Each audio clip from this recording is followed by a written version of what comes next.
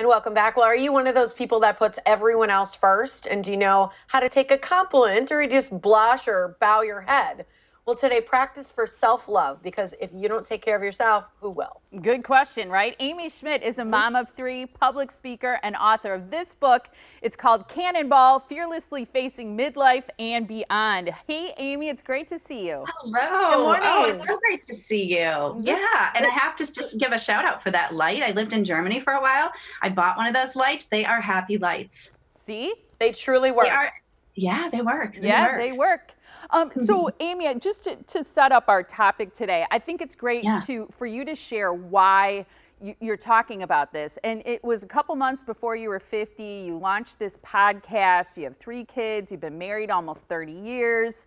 You'd had moves all around the globe, and you found your friends and people you'd run into talking about these things at midlife that we weren't talking about when we were younger, right?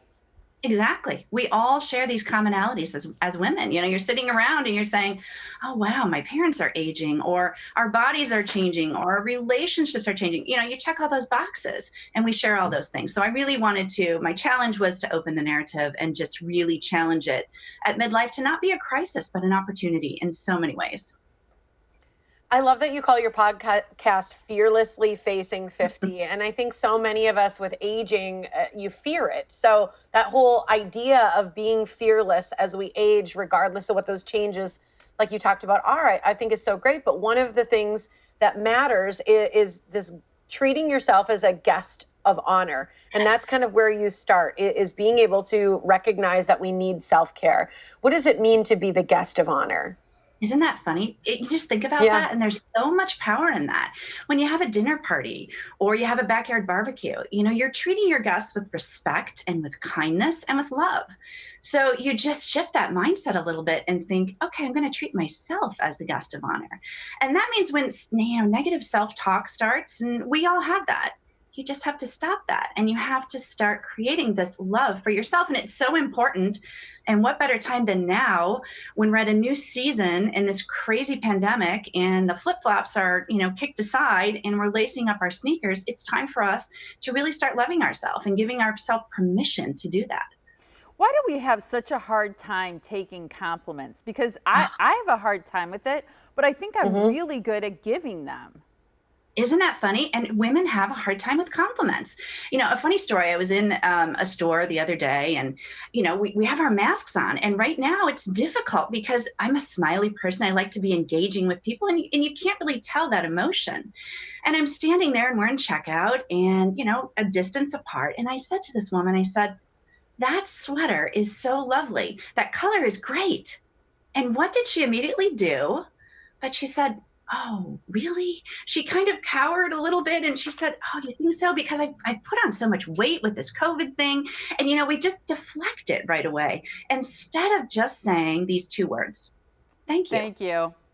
Yeah. I mean, it's so hard, isn't it? Because you just immediately You want feel to say, guilty. oh, but you feel guilty. Yeah. And so I'm really challenging women, especially because I think men take compliments better than women do, to just say those two Yeah. words. Thank you. Yeah. Men are like, oh, thank you so much. Men are like, duh. I Go knew that. on. Exactly. More.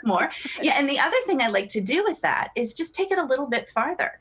And that is so when you get back in your car or, you know, you have a little notebook in your purse and you jot down that compliment. And I know it sounds goofy, but it pays off in spades. I'm telling you, it's so powerful because on those days when you wake up and you think, "Ugh, I just kind of want to pull the covers over my head, you go downstairs and you pull out that notebook or you pull out that text and you read it.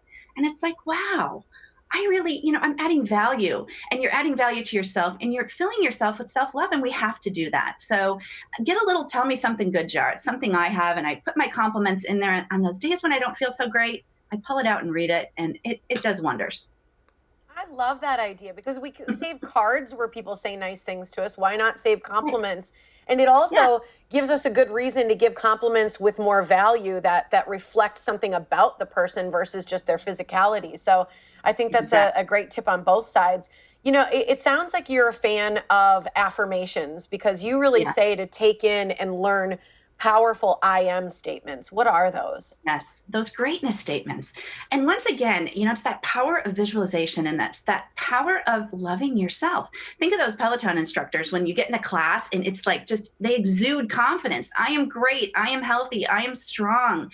And so do that for yourself. Jot down 3 I am statements. I am smart. I am beautiful.